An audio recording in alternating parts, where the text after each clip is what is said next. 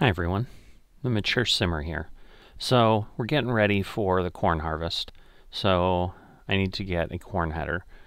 So I just wanted to talk a little bit about how I look at things, and once again where I think people miss an opportunity to understand the finances of their farm if they're not careful.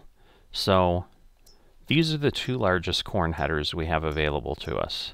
Literally the only difference, other than obviously the weight of the implement itself, is the working width, 12 meters versus 10 meters. By default, what many people will do is they will simply say, I'm going with this because it's the biggest. It's going to take the least amount of time. And while that's accurate, you are paying a premium for that. So the time difference between these is 20%. So on the 64-acre field that we've got with corn right now, we're basically talking about 2.23 hours to work the field with this header and 2.68 hours to work the field with this, which is a difference of basically 0.45 hours or about 30 minutes.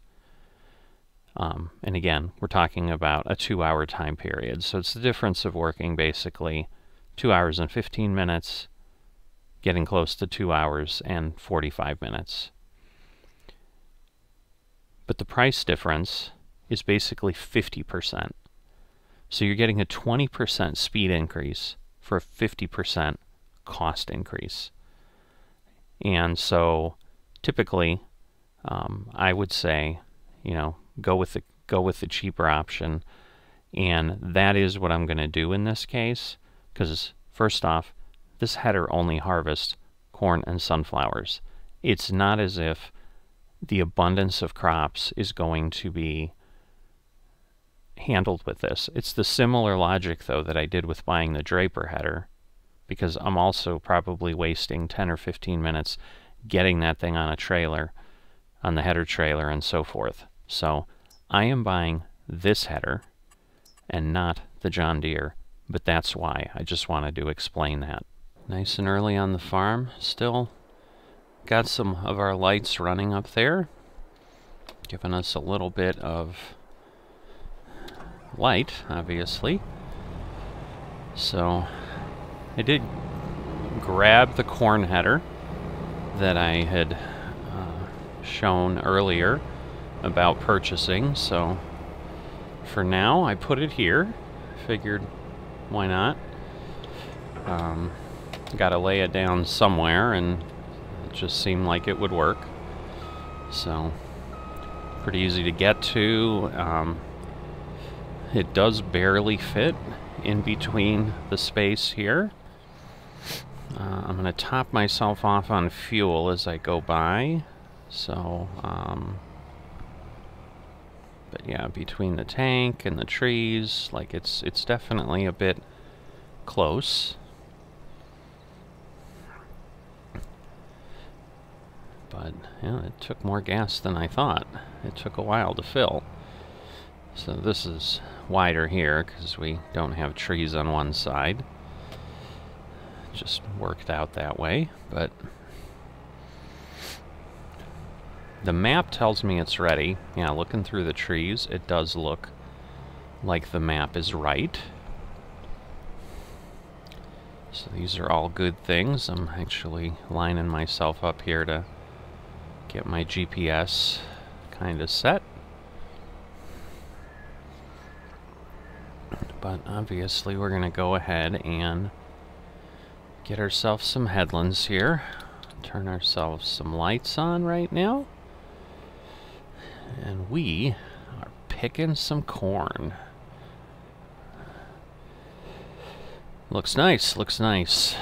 Alright, gotta get our PTO connected. Gotta unfold this harvester. Which again, I do like the sleek look of the cloths. I've never used one before this farm. Not unfolded yet, I guess. There we go. And, oh, the other thing I want to make sure Yeah, I don't want to enable the straw swath, so with corn, you can go ahead and, you know, have it leave corn stalks. But obviously, then that means we need to pick them up and bale them, and not looking to be doing that yet. Alright, so harvest year 82 has begun. I was going to say part 1, but the next harvest isn't taking place till next year, so this is our only harvest for this year. So as far as making any money, any of that kind of stuff, we are limited to whatever this corn is going to get us.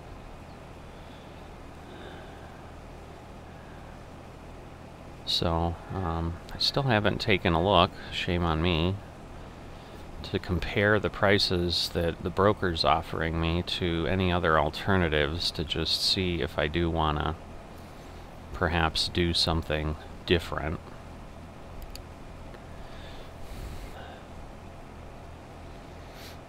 But I don't know on that at this point. So we are down to 1.7 million, which is just a kind of funny thing to be saying, because in Hilly Seneca it was pretty rare that I even had $1 million in the account at all. But a large part of that was, obviously, for months and months we knew that at some point we would be making the change to FS22. You know, and I think, honestly, all the time I've been in FSN, I'm trying to remember if it was March or April of 21 that the release date at the end of, you know, in November was announced. But I think I, like, already knew 22 was coming out almost right when I started the farm, so it was kind of like, this is going to be a somewhat temporary home anyway. But a good portion of why I never had that much in there was related to that, because it was kind of like, well, I don't want to get stuck with too much money in here, I don't know what it's going to do, so forth and so on. And so I never put that in there. But obviously here, since we had kind of fewer options, dealers weren't really fully functional, things like that,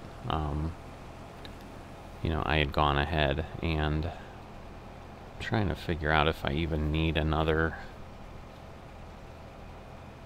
You know, I probably don't, because it's pretty pretty good from that standpoint. Sorry, just setting my favorite dots. Alright, and obviously I set it on the other end of the field, so, alright, let me move this closer to here. That's as good as any, and we'll get going this way, and if I determine as I get down further I need to cut another header, then I'll worry about that then. But for now, this is what we got. I think we'll be a little bit on the field at the end there. So it's been quiet in the off season with regards to auctions. It's not that people haven't been busy or things have been coming up that I've already dealt with. It's frankly that there just haven't been any auctions for our server, which is fine, but it is strange because it's probably been 4 or 5 days since we've had some pop up. Now, I did not check this morning to see if something has surfaced, but so there's a possibility that I've jinxed myself, and I'm gonna have that to do in a period as well. But so I don't think, well, we might. I say I don't know that I'm gonna get to the end of the field before I'm full. It's gonna be interesting. This certainly is not harvesting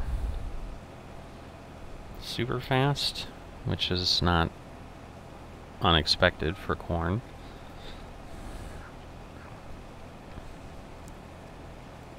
So,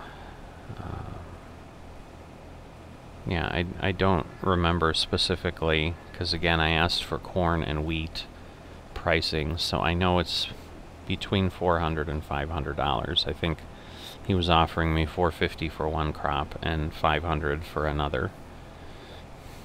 So I think that's what my choices are in those cases. And then again, I just have to determine if I want to take them up on it. Well, I might make it to the end because I keep forgetting. Obviously, we're going to have less and less to harvest, and I didn't take the time, partially because we're usually overlapping on the other end. I didn't worry too much about maximizing my position on this end, so it's going to be even less than normal. We're still more than half the header, but you know, we're getting close to where that's going to change. So I think we're probably, you know, I'm going to revise my statement and say we probably are going to make it to the end at this point.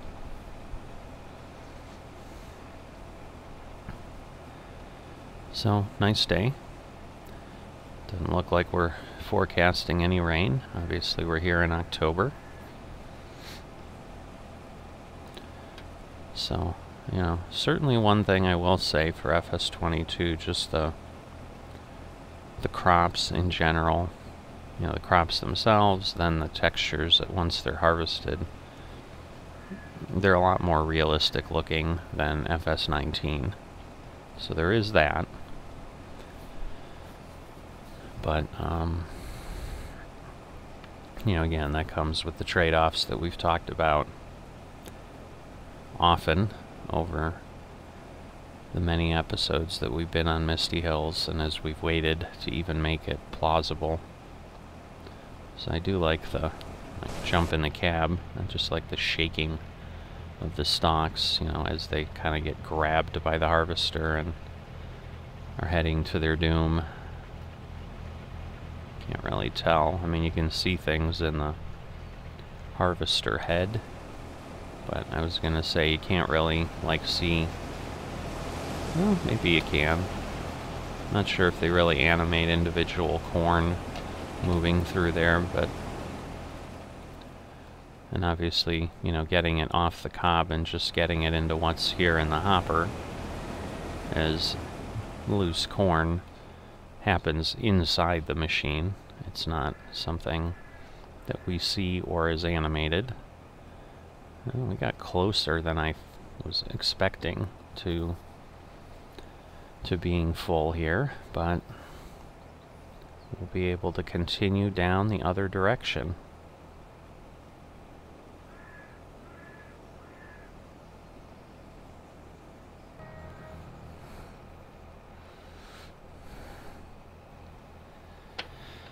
Alright, turning around. Again, I'm kind of estimating myself on the other side, but not sure, once again, that it's going to make a lot of sense. Alright, well, before I run into a problem, I'm just going to stop. 99% is good. I don't exactly recall what the 100% was, but it's, I think, maybe it might be 18.5, but no, that's probably high. Anyway, let's go get... That's right, I've got the truck parked up here as I was moving things around. Alright, so I should be able, I believe... before I create a problem for myself, let me go look. Alright, so I'm going to go ahead and use... I thought I could use this double trailer, but I will tell you, with the weight and the situation of how things are working, I am a bit concerned at times about whether or not this will work or not, because with the weight, you know, if you missed the episode when I was moving stuff in my tanker, and what a fiasco that turned into. Because while it let me fill it, I then couldn't haul it, and it became quite challenging. So yeah, I'm going to go out this way rather than try to cut through the edge of the field, because there's no real reason I need to be doing that.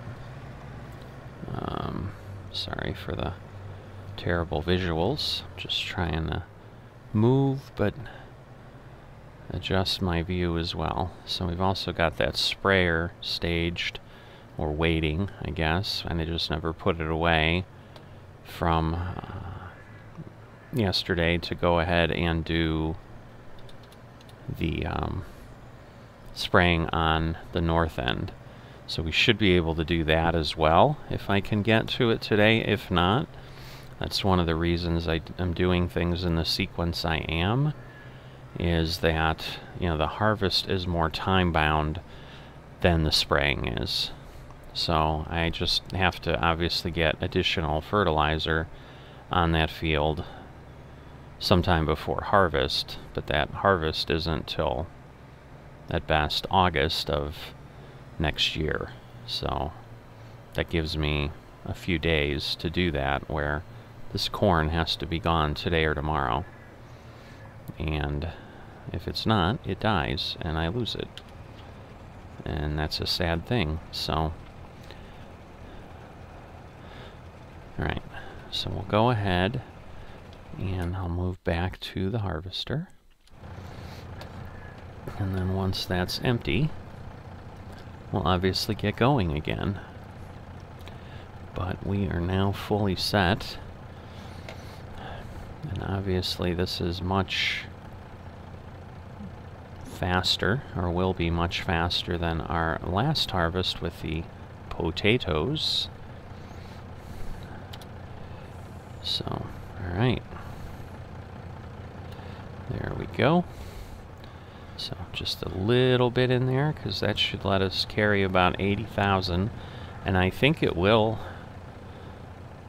let us get to the limit, because I believe that was one of the benefits of those trucks too, is they're pretty close, because I want to say corn is 0.85 per liter,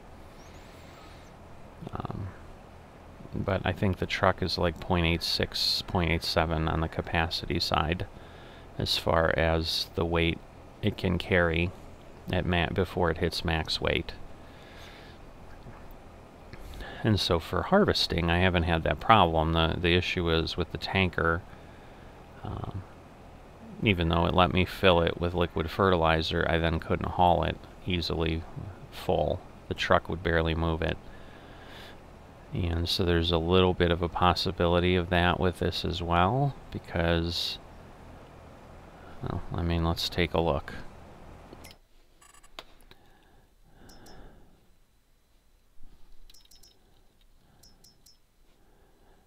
Alright, so between this, it's going to be 19.6, and then 32.5. So let's say it's going to be 52.5 tons hauling.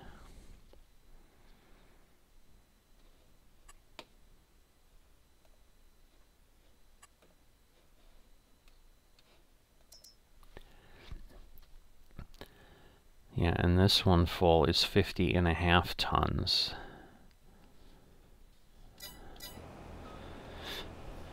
So, you know, I don't know if that was the issue, is that truly it can't haul 50 tons.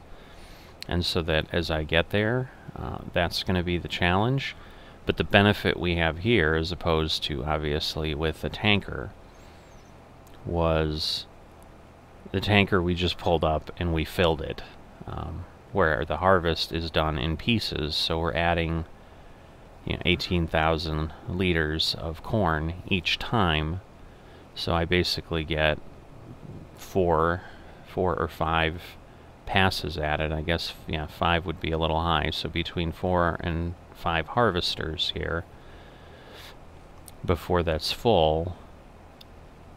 And in the interim, I'm going to have to drive the truck to wherever the harvester is. So I'm going to have an opportunity to start to see if it's struggling. And then I can make that decision I can't imagine I'm going to have a problem until maybe after the third harvester. So I'm not going to seriously look at it with concern until then. But there's obviously that possibility if that truck just can't haul 50 tons, which would make sense because when you think about it, and this is where, I think when we talked about the maximum weight and that some people were unhappy about it or whatever, I mean, the point ends up being, like, there's still physical limits to equipment. And while it is inconvenient that, hey, I bought something that's supposed to hold, say this truck does limit us, it's supposed to hold 80,000 liters, but if we look at the Crampy, for example, with the potatoes, it's a 59,000 liter trailer, but it could only hold 36,000 liters of potatoes, and then it was full. So, there's the argument people have been making of, well, I'm not getting what I paid for, but modeling it, it's certainly understandable. Like, there's only so much weight you can pull. So if you go to trucking, like typically a normal loaded trailer, and some of this is very much driven by capacity of the engineering of the roadway surface, so that there isn't damage to the roadway and roadways don't get cracked and crushed, and obviously more importantly, bridges don't collapse and so forth. So there's a structural expectation of 80,000 pounds distributed in a certain way across X number of axles. So when truckers load themselves, they've got to be aware of that, and they've got to make sure they're not exceeding that, otherwise they're, potentially liable for breaking those rules, and obviously there could be catastrophic consequences beyond that if they drive over a bridge overloaded and the bridge collapses. I mean, obviously there could be direct consequences to them of injury or death, and obviously anyone around them at the same time, which is why those things are important. So if you think about that a truck is 80,000 pounds, and that is the truck in its entirety. That does not mean that truck can pull 80,000 pounds, because the tractor itself, obviously, and the trailer weigh something. So if I have a capacity of what amounts to 100,000 pounds, because we're talking about 52 tons in my capacity, great, the trailer's built to hold 104,000 pounds of material, but a tractor wouldn't normally legally be allowed to carry that. That would be a heavy haul that was specially permitted, and then obviously there's a lot more care put into what's roadways and how they travel to avoid any of those catastrophic issues. And so, if the trucks are then built to kind of function the same way as they would in real life, that's part of the challenge we have, is we basically were asking the truck, in the case of the liquid, to haul 80,000 or 100,000 pounds of liquid fertilizer on top of its own weight and the weight of the trailer. And so you start to see how that all then makes sense, and how it wouldn't be able to do that easily because it's just not engineered for that. So, so it is highly probable that while max weight will allow us to load this, we won't be able to pull it with a truck. So, and the challenge is, I don't know that I was entirely paying attention to how difficult it was to get going when I was empty. But I do need to watch, because, I would say I am a bit surprised as to how, how challenging this is at this point to even get going. But, I was able to get up to 44. I've backed off. I probably could have gone faster. So that's going to be part of my gauge here, is, just how easy it is to move the truck. And at this point I'm going to have to move it because I need to get this harvester in, so I'm going to stay in the truck here, let the corn pour in. You know, and once again, just looks really nice. I think they did a great job with modeling this. You know, it's got that bright yellow you expect from freshly harvested corn. You know, definitely looks good. Again, each of these trailers have a 40,000 liter capacity. I don't know why. Oh, I guess I did hit the reverse. So, you know, it's already potentially having a bit of a time, but I mean, it is still accelerating. So that's okay. But yeah, I'm going to have to watch, because it's going to be possible that even 3 loads is going to start taxing that thing. But, you know, either way, we're in pretty good shape if it does do that. Alright, so I'm back on my GPS, back on my cruise control. We are proceeding. So it looks like a row and a bit. It should make sense, because obviously we did the headland, a partial row pass down, and then obviously turned and did maybe 5 or 10 meters into the field. So nothing significant, but it's looking like on the full rows, that's what we're going to get. So, you know, assuming we have, I think it was plus 35 before I readjusted my home row and then started the counter over again. So saying we have 35, 36 rows to where I set my GPS. You know, again, I think we have 50 or 60 rows at least if we stay this way and harvest this field north-south the whole way, which a lot of times we don't. But, so that would be a little less than that. So maybe say 45, 55 harvesters full of crop is probably what we're looking at. So 17, almost 18,000 each time. So if we do it the easy way, let's, you know, take 50 in the middle. That would be 1,000,000 liters. And then, you know, we got to take off basically a couple thousand for each of those loads. So it'd be probably not, so probably 800 to 900,000 liters might be what we're going to end up with in the corn here before all is said and done. We'll see if my estimation techniques are accurate by the time we get to the end.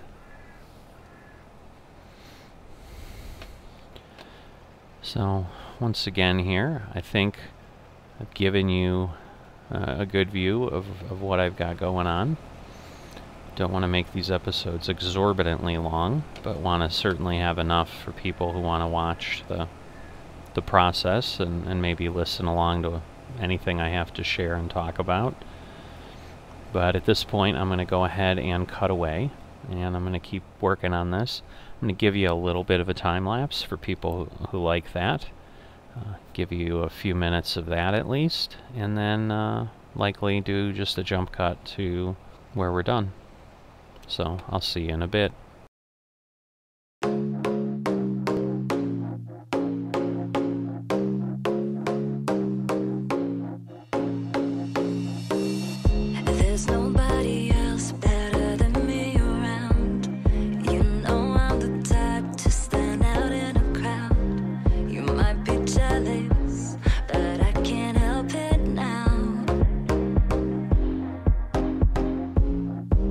I'm like a diamond, can't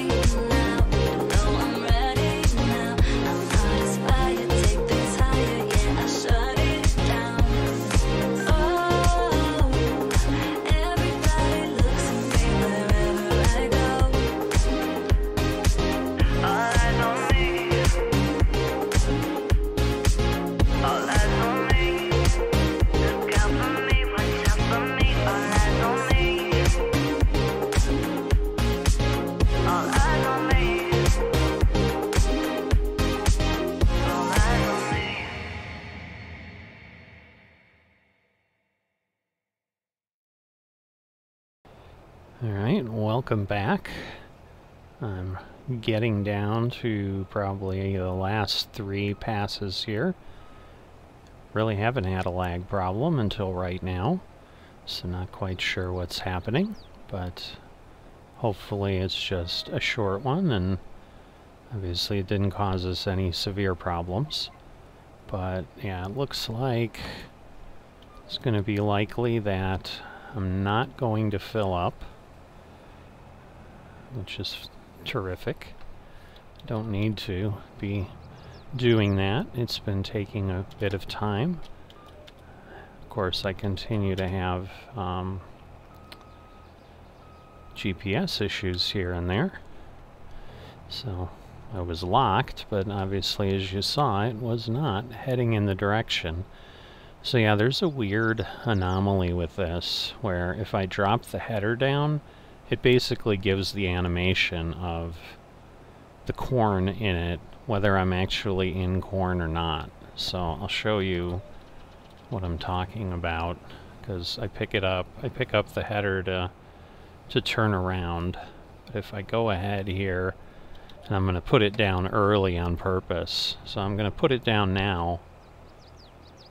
Oh, actually, it didn't do it. So maybe I have to be in the field.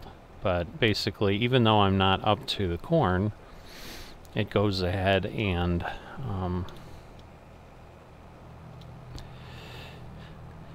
then you know, makes it look like I'm harvesting for a second as it goes down, and then goes away and stops. But you know, obviously I don't get any additional corn into the harvester because there's nothing there. But again, that was too short. I think if I was on the field and dropped it down earlier, might have worked. But in any event, not really that critical. But maybe you'll be able to recreate it, maybe not. Alright, so I'm going to go ahead, get this over to the silo, and then I'm going to go ahead and get the harvester put away, repaired. Not in that order, obviously. And we are done then with the harvest of corn. So I'm going to go ahead, figure out what I'm going to do to sell it, because I'm thinking of some other options, and I will share that at another time. But for now, we ended up with basically about 400. I think this would get us to 480, so if it was full, so we got less off this field than I was thinking by my estimation by far. So so either I was off on the rows, or who knows. But either way, got about 480,000 is what we ended up with, and I'll give you the exact number when I go to sell it. So I will see you next time.